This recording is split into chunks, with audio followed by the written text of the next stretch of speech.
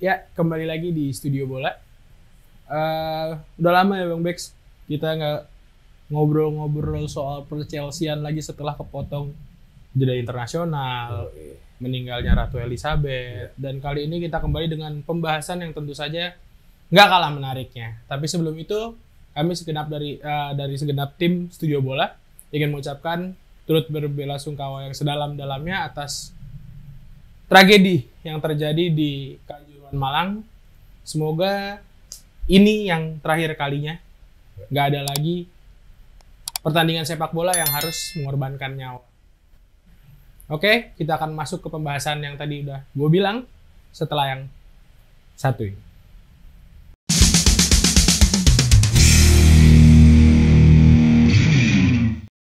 Oke, Bang Bex. Iya. Gimana? Match week minggu ini. Iya, Chelsea menang, MU terpongkang ya. Asik. Udah, klub lain kita tutup mata dulu. Tutup Udah mata dulu. Ya. Fokus. Fokus. Ya, kan? Fokus. Cuma 6-3 lucu Bang Bex. Pakai ngepur lagi. Pakai ngepur. Bisa 10-3 terus. Kalau digas terus ya. Nah, balik dulu ke Chelsea yang akhirnya setelah 3 kali tandang kalah, Ya. menang juga. Iya. Ini Gimana menurut lu Bang Bex? Apa yang berubah? sebenarnya gini ya, banyak terutama fans Chelsea, netizen, pandit-pandit online tuh bilang Graham Potter ini sebenarnya ya sama aja, lo ganti Thomas Tuchel, ganti dia dengan Graham Potter kayak semacam orangnya sama, nggak ada bedanya ya, formasinya suka pakai 3 back, terus gaya permainannya juga possession base yang ngandelin possession, oper. Cuman begitu di final third tetap aja bingung gitu kan, peluang nggak banyak gitu. Peluang nggak banyak. Nah di sini gue tekankan banyak bedanya antara Tuchel sama Potter ini banyak, walaupun memang ada kemiripan dari segi style possession base sama formasi favoritnya yang pakai 3 back. Tapi bedanya adalah gini, ya gue mau tekankan bedanya adalah dalam hal fleksibilitas ya. Potter ini lebih fleksibel. Kalau lu perhatiin Thomas Tuchel itu jarang banget dia pakai formasi 4 back. Pernah yang gue inget musim lalu itu pas perempat final FA yang lawan Middlesbrough itu pakai 4 back. Mungkin karena lawannya dianggap di kasta championship lebih rendah, makanya berani pakai 4 back. Kan di saat Tuchel tuh kita sering, di saat kita butuh gol, ketinggalan, tetap aja pakai 3 back. Nggak berani tuh tarik satu center back, masukin pemain tengah atau pemain depan, tuh jarang banget, tetap aja gitu. Begitu juga. Nah bedanya, kemarin kan memang pas lawan Palace si Potter mainin 4 back nih. 4 back. Iya, 4 back. Reece James jadi full back, Chilwell jadi full back gitu. Nah, formasi di babak pertama itu adalah 4-2-2-2. Ya, 4-2-2-2-2. Banyak kan? 4-2-2-2. 2 ya 3 kali. Kayak Boeli nih. Ya, nah, begitu satu sama, Aubameyang kick off babak kedua dia ganti jadi 4-3-3. 4-3-3. Ya, sedikit berubah, tapi kurang lebih ya. Artinya di sini kelihatan bahwa Potter itu jauh lebih berbeda. fleksibel. Ya, fleksibel. Bahkan konon kabarnya di Brighton itu di saat pertandingan tuh dari 3 back bisa jadi ke 4 back tuh ngalir gitu, dan pemain itu udah paham banget role-nya masing-masing. Cuman kan untuk kayak gitu masih butuh waktu lah. Itu yang gua amati perbedaan Tuchel sama Potter yang pertama. Terus yang kedua ini ya, dari segi ini gua ngeliat Potter ini udah percaya banget nih sama staff-staffnya dia nih, asisten-asistennya yang udah dia. Ada sekarang. Ini gue kutip dari The Athletic ya. Jadi sebelum pertandingan di saat pre-match itu Ben Roberts itu pelatih kiper bawaan yang dari Brighton, dia dampingin Kepa. Dia banyak ngasih masukan ke Kepa gitu ya. Terus sampai masuk lagi ke ruang ganti sebelum keluar kick off. Itu ngobrol terus. Jadi artinya Potter ini sudah mendelegasikan wewenang untuk kipernya ke Ben Roberts, sudah percaya gitu. Bener-bener Ben Ya, Roberts. begitu babak pertama main, walaupun dia banyak duduknya, Graham Potter beda sama Tuchel yang gayanya lari kemana, ya, nyamperin, yang teriak-teriak gitu kan. Beda. Kalau Potter kan memang style lebih kalem. Cuman gue lihat di babak pertama itu dia banyak ngobrol dengan pelatih defensive coach nih yang John Hamburg yang orang Swedia itu banyak diskusi terutama pas setelah kebobolan gol Nelson Edward ya kan. Nah begitu babak kedua dia juga banyak konsultasi dengan Billy Red nih asistennya dia nih. Nah itu juga dia banyak ngobrol sampai akhirnya terciptalah gol-gol Conor Gallagher. Dan gue lihat juga Billy Red nih ngasih masukan nih ke Potter mengenai pergantian pemain dan terbukti dari 4 pemain yang diganti kan ya waktu itu yang langsung ya artinya Pulisic dan Gallagher nih jelas kontribusinya. Pulisic assist, Gallagher gol ya kan.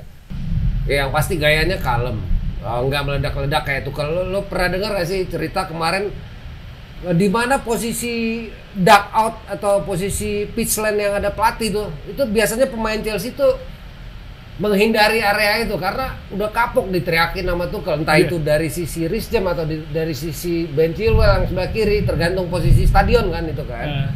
Nah biasanya tuh menghindari Tuchel. Nah kalau ini kan lihat Potter ini santai, begitu selesai main juga dia datang ke away fans dia tepok santai, begitu gol juga kalem banget sih. Gallagher kalem banget.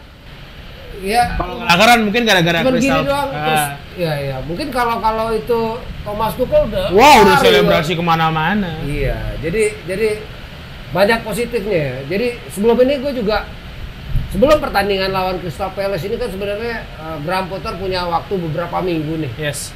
Untuk ekstra lah, waktu ekstra untuk sayangnya memang cuma pemain-pemain yang tidak dipanggil oleh timnas masing-masing.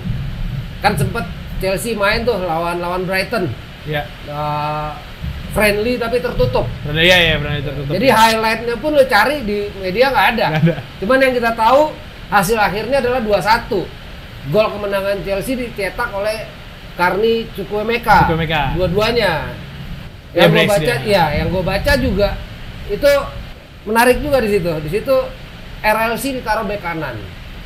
Chalobah ditaruh di posisi nomor 6. Posisinya Jorginho diduetin sama Gallagher. Dia pakai kayak 4-3-3. Yang posisi nomor 8 nih posisi ditaruh Denis Zakaria justru. Nah itu menarik. Jadi dia berani apa namanya ya? Gua nggak tahu. Berani ini banget ya, berani eksperimen banget berarti ya. Cuman yang kemarin itu Potter ketika ditanya wartawan kenapa dia pakai 4 back. Salah satu alasannya adalah karena Cucurella sakit. Iya. Cucurella belum fit ya waktu itu kemarin. Cuman yang gua tangkep dari sini artinya gini, ketika Cucurella sakit, ada kemungkinan balik lagi. Kenapa dia nggak mainin Koulibaly? Artinya dia lebih percaya Cucurella di posisi left center back ketimbang Koulibaly. Ya memang Koulibaly bukan pemain pilihan Potter ya. Bukan. Karena dibeli pas saat masih Thomas Tuchel. Cuman ya gue sayangkan sih kenapa nggak kalau emang dia pengen tetap di 3 back pakai aja Koulibaly di situ toh bisa gitu. Koulibaly kan juga bagus kan beberapa match sebelumnya gitu. Dan terbiasa main di center back sebelah kiri gitu. Ya paling itu yang menarik mungkin positif ya. Dia juga sebelum pas international break dia sempat janji akan ngobrol dengan para pemain dari hati ke hati. Itu udah dilaksanakan dan semua pemain kabarnya cukup puas, jadi yang jarang dimainin pun akhirnya mendapat penjelasan. Artinya mereka semua akan dapat kesempatan untuk tampil jika emang mampu perform. Itu sih yang berarti kayak di video yang beberapa video sebelumnya yang kita Bang Bek sempat bahas masalah gelarnya dia di akademisnya dia itu mengaruh banget pada akhirnya ya. Iya, untuk bonding, lebih ke bondingnya ya. Artinya secara bonding ya kemampuan bonding, kemampuan dia approach pemain secara personal satu persatu gitu, one by one ya, emotional intelligence tadi kan. Emotional intelligence tinggi emang orang. Gua ngeliat kemarin juga Pulisic walaupun main cuma berapa menit asis tapi secara ekspresi gue lihat sumringah. Iya, enggak bete. Lu ingat Ziyech kan yang pas main lawan Zagreb mainnya setengah-setengah. Iya. Itu kan secara ini kelihatan Pulisic. Oh, berarti mungkin Pulisic udah yakin dia pasti kalau perform dia dapat garansi lah dari Potter bahwa kalau lu perform lu pasti akan gitu. Harapan gue sih itu ya. Walaupun sebenarnya secara permainan kemarin lawan Palace ini nggak terlalu meyakinkan. Palace peluangnya banyak. Kepa berapa kali blok gitu Kepa kan. bagus tuh. Kepa bagus. Kepa bagus kemarin. Kepa bagus ya. Ini bagus. Juga tantangan sih Kepa Mendy nih. Mendy kabarnya lawan Milan udah bisa sembuh. Begitu juga Kante gue nggak yakin ya. Gue nggak yakin akan turun. Paling mungkin masuk cadangan. Ya cuman yang pasti gue yakin sih sementara kayaknya Potter akan prefer ke Kepa dulu selagi Kepa masih on form. Ya itu sih. Nah, selain bedanya ini Bang Bex, kita juga mau ngasih tau ke penonton selain bedanya Potter sama Tuchel, ada yang beda juga dari kita hari ini Bang Bex. Oh iya, apa tuh? Satu baju kantor. Oh iya, baju kantor. Baju kantor baru. Ada yang mau? Jual jangan, Bah. Udah ada 2. Giveaway aja nanti. Giveaway kali ya, ntar kita bakal giveawayin aja lah ya kali kalau misalnya ada yang buat komen terpanjang komen jangan terpanjang, terbaik. Oh, terbaik. Sama akhirnya ada juga iklan. Oh iya, akhirnya ada juga dapat kopi ya. Dari Aranya Kopi. Gimana tuh? Pondok Kelapa katanya sih. Oh, Pondok Kelapa. Tinggal di Google aja ya. Tinggal di Google aja Aranya Kopi Pondok Kelapa. Asli enak buat banget. Yang parah. Jakarta Timur ya, sama Bekasi mungkin masih inilah. Parah kalau nggak nyobain. Nah, sekarang kalian tahu kan kenapa brand Gading mau masuk? Iklannya males-malesan. Iklannya masuk. Bang Bex, ada isu juga. Bukan isu sih, sebenarnya ini kayak mungkin berita yang nggak harusnya leak malah jadi leak. Christopher Nkunku. Nih sebelum bahas Nkunku nih. Banyak yang salah pronunciation. Gimana? Sebenarnya yang dia NKU kuadrat. Engku. Bukan. Gue sendiri dulu pernah nulis Nkuku. N yang kedua ini salah tuh. Nkuku. Jadi Nku kuadrat ya, Nku 2 kali. Christopher Nku. Ya. Kemarin kan udah leak di media kan, berarti dia udah medical katanya di Frankfurt. Tapi ya. Dan release clause-nya katanya 60 juta euro atau sekitar 52 juta pound. Dan baru bisa bergabung di akhir musim. Jadi di tahun 2023 pas akhir musim yang sekarang. Nah, gue sebenarnya udah curiga sih. Jadi dari awal ketika Timo Werner dijual ke RB Leipzig dengan harga yang gue bilang sih di bawah pasaran. Yes. Dari situ insting gue nih pasti ada dealing-dealingnya sama Nkunku. Apalagi di saat itu udah dipastikan Benjamin Sesko dari RB Salzburg bakal pindah naik kelas ke RB Leipzig. Pasti kebanyakan striker dong, ada Nkunku juga, ada Werner balik, ada Sesko. Di situ gue udah feeling nih pasti ada dealing-dealingan Nkunku sama Chelsea nih. Jadi Werner dikasih murah, Chelsea dikasih first option untuk Nkunku. Ya terbukti ternyata udah medical, katanya juga ada agrees personal terms, tinggal musim depan gabung. Cuman yang dikabarkan sekarang yang lagi rame itu kabarnya Chelsea lagi ngusahain mau bayar lebih di atas release clause-nya dia. Tapi mungkin gabungnya di Januari atau pokoknya pengen memastikan nggak mau lagi kejadian disalip di tikungan kan. Apalagi disalip sama Barca. Dengan kelas ekonomi ke-18 ya. Gua nggak tahu sih kalau Barca minat sama Nkunku, cuman yang pasti gosip-gosipnya ada Liverpool, ada PSG. Gua nggak tahu kalau MU juga, ada beberapa klub Premier League lah yang udah ngincer gitu kan. Nggak tahu lah. Cuman yang pasti ketakutan kita kan gini, Nkunku ini kan Werner 2.0 ya. Werner 2.0. Werner ketika diambil Chelsea 2 tahun lalu kan ya lagi top-topnya di Leipzig, top skor gitu kan. Cuman ada banyak perbedaan sih antara Nkunku dan Werner ya. Ya kemampuan technical, speed kurang lebih sama-sama punya teknik, punya speed. Cuman kemampuan saat pegang with the ball ya itu Nkunku lebih di atas Werner. Terus kemudian kemampuan konversi dari jumlah shot ke gol itu dia termasuk yang tertinggi di Bundesliga. Jadi dia nge-shoot tuh nggak banyak. Di Bundesliga itu musim lalu tuh dia pemain dengan nomor ke-15 untuk jumlah shooting. Tapi kalau kita bicara rasio antara shoot dan gol, ya expected golnya juga tinggi. Jadi cukup positif nih Nkunku. Musim lalu itu dia gol kaki kanan pakai kaki kanan 14 gol, kaki kiri 6 gol. 6 gol. Itu di Bundesliga. Bundesliga dia nggak ada gol heading. Tapi di Liga Champion dia gol heading. Gol heading. 2 gol heading. Padahal tingginya cuma 175. Dan rambutnya agak ribet kalau buat heading sebenarnya dia kan. Agak mungkin harus banyak pakai efek-efek kan. Cuman lu jangan salah. Kungku ini pemain yang gua tahu satu-satunya yang bisa hat-trick ke Manchester City yang sekarang. Dia kan yang sekarang, oh iya.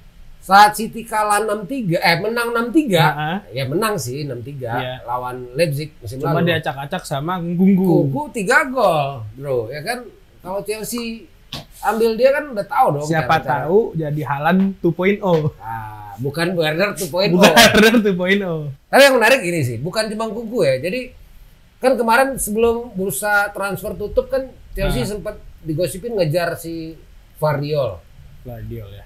Tapi akhirnya Gvardiolnya malah perpanjang kontrak sampai 2027 di Leipzig.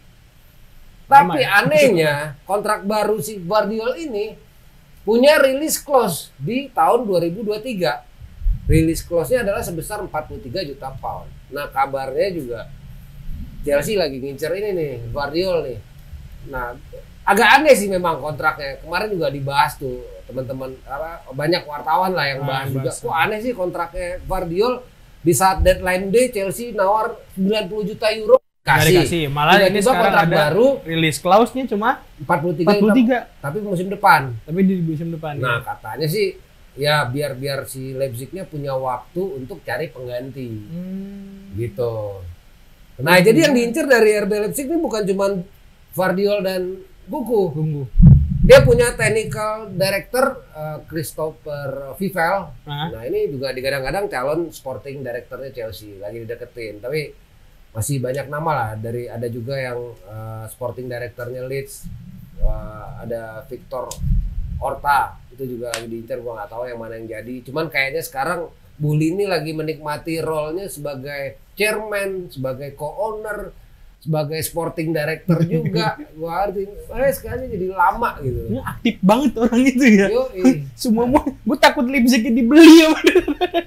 Tapi lo kemarin lihat nggak di Instagram yang Reece James posting yang ada fotonya dia sama sama Wilfried Zaha. Dia kasih emoji kunci. Gembok. Zaha panas kan, dibalas lagi sama Instastory tapi dihapus. Seolah-olah Reece James bilang Zaha gua kunci. Kan lu lihat kan di 20 menit terakhir Zaha dioper ke kanan. Iya, di sisinya Chilwell. Ya emang enggak gerak sama Reece James. Jadi gue bilang untuk posisi bek kanan no debat lah Reece James ya sekarang ya. No debat ya. Jadi kemarin masih banyak debat-debat tuh ya kan. Ya para pecinta legend, para pecinta kapten ya. Ya udahlah, ikhlasin kalau Aspi emang mau cabut ya ikhlasin. Ya udahlah.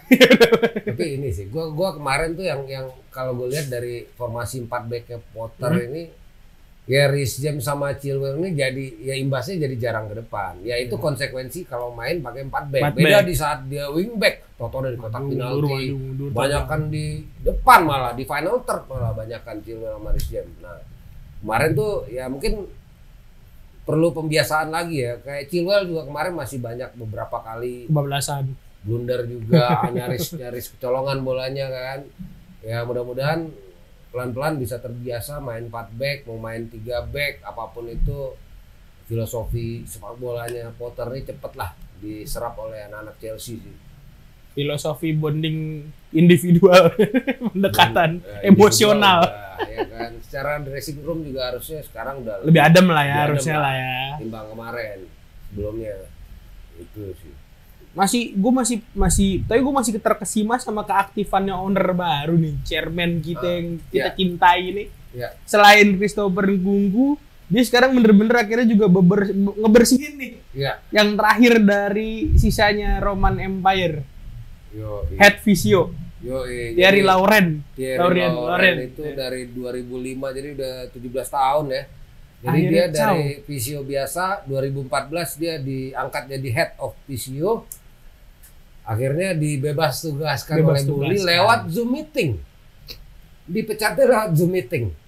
Beberapa minggu lalu juga medical director Chelsea Dr. Paco Biosca juga dipecat. Terus terakhir Chief of Scout Scott McLachlan itu juga dipecat. Jadi benar-benar nih eksodus lah, dari mulai Marina, Peter Cech, Bruce Buck, sampai kemarin komersial director. Kalau yang dipecat kemarin yang kasus itu emang udah di eranya Bully sih. Ya pokoknya banyak lah. Jadi yang nyisa tuh sekarang yang gue perhatiin cuman pelatih Chelsea FC Women, Emma Hayes. Terus sekarang salah satu pelatih set piece-nya Graham Potter namanya Anthony Berry. Anthony Berry ini dipakai dari zaman Lampard. Terus zaman Potter masih dipertahankan, zaman Tuchel masih dipertahankan sampai sekarang masih ada. Sekarang di eranya Potter. Potter juga percaya sama dia. Jadi kemarin pas lawan Palace, ketika set piece defending atau set piece attacking, Anthony Berry ini udah sibuk teriak-teriak dari pinggir lapangan tuh pemain ngasih instruksi gitu kan. Nah itu dibiarin sama Potter, artinya Potternya udah segitu percayanya sama jadi orang-orang di samping-samping. Jadi dia orang-orang yang ada di sekelilingnya itu ya benar-benar orang yang dia percaya gitu, itu sih. Jadi ya Chelsea gue lihat, gue nggak tahu ya, Bully sih pastinya ingin sih bersih-bersih. Kayaknya dia pengen, ya terbukti lu kan lihat sendiri waktu Fofana medical, kenapa harus ke New York? Dia dari Leicester diberangkatin ke New York, balik lagi ke Inggris. Artinya apa? Dia nggak percaya. Dia tahu Fofana ini punya sejarah cedera fibula. Dia pastiin di tempat, di rumah sakit atau medikal atau klinik yang dia yakin itu akan benar hasilnya. Setelah lolos dari situ baru Fofana resmi di signing. Artinya dia nggak percaya nih sama medikal yang ada di Chelsea sekarang, makanya dipecat juga. Jadi ya apapun itu gue berharap sih intinya untuk kebaikan lah ya. For the team lah ya. Iya, jadi kita nggak usah terbawa sentimen, wah semua orang lama di ini, nggak usah. Jadi gue yakin apapun yang dilakukan Bully itu yang terbaik buat Chelsea, itu aja sih. Sampai isunya Todd Boehly ini lagi yang pengen bikin Chelsea tuh kayak City, jadi klub yang inkubasi. Nah ini kan lagi ngetren kan sekarang multi klub ya, gayanya City, gayanya Leipzig yang punya klub di berbagai negara kan. Nah ini kan Bully kayaknya pengen mengadopsi gaya ini. Kemarin kan kabarnya sempat ngedeketin Santos Brazil, cuman Santosnya nggak mau. Ini sekarang lagi ngincer ada klub-klub di Liga Portugal, di Liga Spanyol, gua nggak tahu ada beberapa lagi. Ya kita tunggu aja. Oh gitu, Vitesse berarti udah semenjak tinggal Roman mungkin enggak ya? Nah ini gue juga belum update nih. Setahu gue sih ya harusnya sih masih ya. Karena kan kalau ini kan terkenal sama Vitesse kan, iya, kan biasanya. Kan kayak Vitesse itu kayak sister club lah. Sister club. Nah, sister team kalau di F1. Ya pengennya bukan cuma Vitesse aja, mungkin di berbagai belahan dunia gitu kan. Gue sih berharap ya main Padang gitu. Tirakabu. Tirakabu. Ya Bully ini ya kalau gue ngeliat nih Bully dan orang-orang yang ada investor Chelsea ini orang-orang yang serius gue ngeliatnya. Jadi ini bukan investasi yang diharapin dalam 5-10 tahun balik, enggak. Mereka nih pengen main panjang di sini. Karena kayak di baseball dia udah jadi ya kan, di e-sport juga ada kan kalau nggak salah Bully. Dia punya Cloud9 kan. Kalau lo main PUBG Cloud9 gini juga logonya sama nih, mirip nih logonya Cloud9 sama ini nih. Iya. Dota juga bagus tadi itu. Cloud9 gokil, Stewie 2K. Iya, jadi CS itu si Bully ini ya gua ngeliat, dan orang-orang di belakangnya Krelek Capital, Ebali, Feliciano. Jadi investasi jangka panjang sih kalau gua ngeliatnya. Di bola ya akhirnya. Jadi ya walaupun emang kemarin sempat 4-4-3 ya. Walaupun dia namanya noob, anak baru. Ya. Kita maafin aja. Toh sekarang idenya yang walaupun bukan Premier League All Star jadinya Premier League All Star ketemu sama liga-liga lain lagi dibahas nih kan sekarang. Entah ketemu Serie A 11 atau La Liga 11 atau gabungan Serie A, La Liga, Bundesliga, ini lagi dibahas juga. Akhirnya ya. Cuannya berarti boleh ya. Ya namanya UEFA yang ada cuan duit. Buat lawan Milan. Besok ini hari apa sih, Selasa ya? Berarti dia mainnya Kamis dini hari. Kamis dini hari besok Ya. Besok lusa dini hari. Ya. Gimana lo lihat Bang Bex? Ya sebenarnya Milan di Liga sendiri lagi bagus ya. Cuman beda 3 poin sama Napoli. Kemarin juara juga kan. Kemarin juara. Cuman situasinya sekarang dia sedikit tidak beruntung dengan cederanya kemarin kipernya. Mike Nan tuh cedera. Terus Theo Hernandez cedera. Mike Mainan itu tadi kiper keduanya si Mendy kan ya? Iya, terus dia Sama Prancis, Rennes. Oh, Rennes juga. oh di Rennes maksudnya. Rennes. Oh, oke. Ya itu cedera, Theo Hernandez cedera. Udah banyak tuh selain Junior Mesias. Ada Zlatan, ada banyak sih yang cedera. Dan kalau kita bicara head to head, Chelsea lawan Milan ini di musim 99-2000 terakhir ketemu di Piala Champions, home and away 0-0. Itu udah 22 tahun yang lalu, 23 tahun yang lalu ya. Terakhir lagi sebelumnya ketemu di tahun 66 Intercity udah nggak relevan ya kan. Ya. Jadi gue belum lahir. Enggak, pokoknya rekornya dari 5 pertemuan 3 kali draw, sisanya 1 kali menang, jadi imbang lah. Berarti bener-bener imbang nih. Nah, cuman kalau kita bicara Milan berhadapan dengan tim Inggris, dalam 20 kali pertandingan away ke Inggris, Milan aja jeblok. Terakhir menang saat away lawan tim Inggris itu 2005 lawan MU. Itu terakhir menang away di Inggris. Chelsea dari 13 match terakhir lawan klub-klub Italia di partai home cuman 2 kali kalah. Gitu. Jadi kalau kita bicara dari situnya sedikit dari historicalnya ya, di atas angin lah Chelsea, apalagi Milan cedera ya. Chelsea sebenarnya ya Kante cedera itu juga udah badai, apalagi kemarin Jorginho juga limping juga kan pas ditarik menit 56 kemarin. Agak godek. Ya gue sih berharap ini nggak ada obat nih. Ini 3 angka lawan Milan di kandang ini wajib kalau masih mau main di Champions League. Gue takutnya malah kalau peringkat 4 kita ke Piala Anuan UEFA pun nggak masuk. Iya makanya. Iya kan, ini posisinya rawan banget. Jadi mudah-mudahan ini menang 3 poin. Ya keuntungan Milan dia punya Tomori. Oh iya ada Fikayo. Dia punya Tomori, dia punya siapa? Striker. Gue lupa lagi. Giroud. Jadi paling nggak kan Tomori sama Giroud paham gitu sih kekuatannya dan kelebihannya di mana. Nah Tomori juga sempat kemarin bikin pernyataan Chelsea itu udah bukan friends gue lagi. Jadi dia udah Saywara. Jadi dia udah nggak punya teman di Chelsea. Artinya walaupun dia angkatannya Reece James, Mason Mount gitu ya dia sekarang udah murni Milanisti. Apalagi kemarin dia sama Southgate nggak dipanggil di timnas.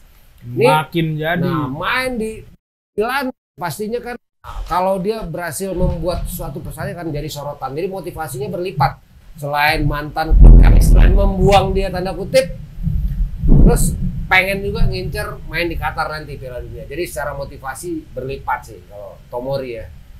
Itu. Kalau Giroud selalu all out ketemu mantan tim sih. Nah, Leao juga pastinya berlipat juga karena bolak-balik diincar Chelsea kan. Wah, gue pengen show nih kan. Biar jadilah gitu kayak gini. Gue sih berharap ya harusnya dengan tanpa kiper utama, terus Theo Hernandez juga di kiri itu biasanya nggak tergantikan kan. Ya mudah-mudahan Chelsea bisa manfaatin Milan yang sedikit pincang. Gue berharap sih ya bisa maksimalkan 3 poin di. Apalagi tadi kita punya bercandaan off the record ya. Kali ini wasitnya nggak botak. Oh iya. Wasitnya nanti kan Dani Mekeli dari Belanda, itu wasit yang berambut tegas banget.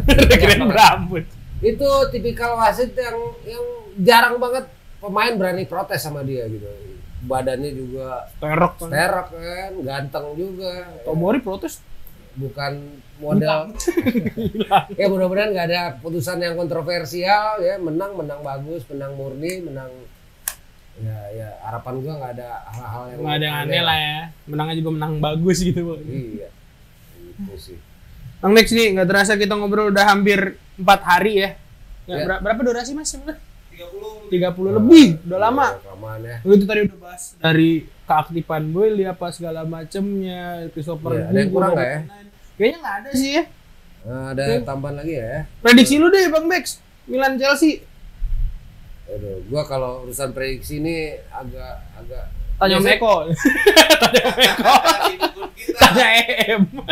Cuman gini, gua ngeliat kemarin Aubameyang ini kan alumni Milan. Oh ya, Dia main junior pertama kali 2007 itu justru di Milan dulu sebelum di Liga Prancis. tapi di junior ya. Junior, walaupun zaman itu katanya ada Ronaldo Ronaldo 99. Ronaldo botak, ya kan? Waktu itu udah gendut tapi Ronaldonya. Udah 90 kiloan. Lo ngelihat nggak sih? Udah lama Chelsea nggak punya gol kayak Aubameyang kemarin yang Ya. benar-benar killer insting. Itu bener-bener striker lah ya. Itu Striker. kan gila golnya. Lu bayangin itu aja Thiago Silva ada di situ tuh gua nggak nyangka bisa di depan gitu. Ternyata itu kan habis corner ya. Jadi tahu nggak? Jadi gue sempat baca juga kemarin tadi gue lupa ketinggalan. Jadi Thiago Silva sebelum Reece James ngumpan bola jauh ke depan itu udah nyuruh Aubameyang untuk go inside si Joel Ward yang marking dia waktu itu. Jadi instruksi Udah- Silva, itu malah Silva yang instruksi. Iya, jadi sebelum Reece James umpan jauh, jadi udah tahu kayak Aubameyang bilang tuh pas di wawancara. Jadi sebelum Reece James crossing umpan lambung itu, Silva udah duluan ngasih tahu dia untuk go inside si Joel Ward. Makanya begitu dia cari posisi di heading Silva, dia tinggal putar balik, set. Gol Drogba banget, Drogba SQ kan. Gol striker pembunuh ya begitu. Itu yang gua kangenin dari Chelsea ya, mudah-mudahan berlanjut terus lawan Milan.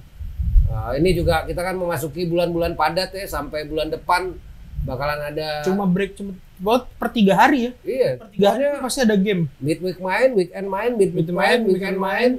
Jadi gue Gaji yakin nggak naik. gaji tetap. Hmm. Ya. Jadi semua pemain yang belum dapat giliran gue yakin akan main sih. Rotasi ini.